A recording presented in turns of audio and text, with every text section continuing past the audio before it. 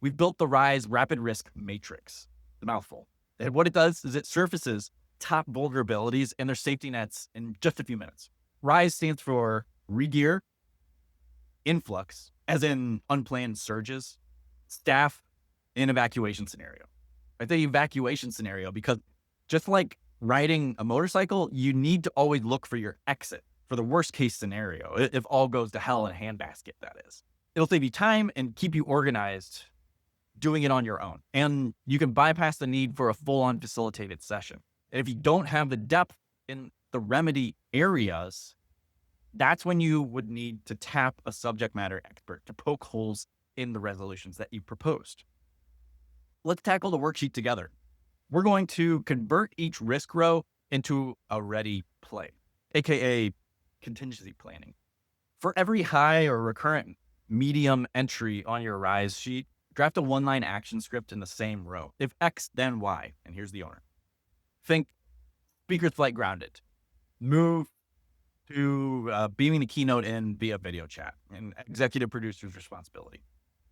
Attendee medical emergency. Security radios code Panda and EMT station to Dock 3 intercepts EMS. And then the pre-written evacuation script rolls and it's security captain's ownership. You keep contact numbers, rally points, and comms channels on that same line so that the script never lives in a separate space. Now, let's bake redundancy into gear, data, and people.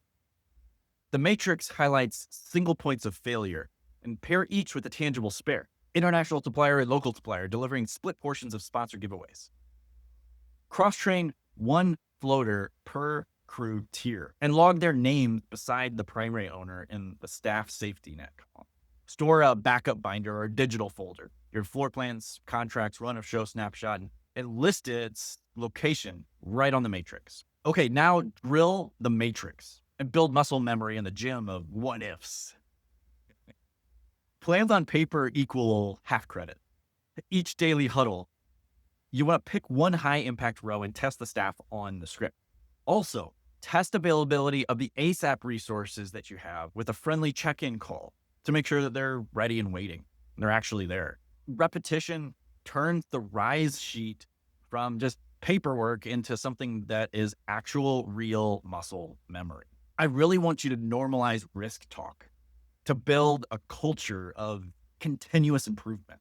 Mount the latest RISE grid on the ops wall and pin a QR link in the team chat so that every captain carries it and have it in their pocket.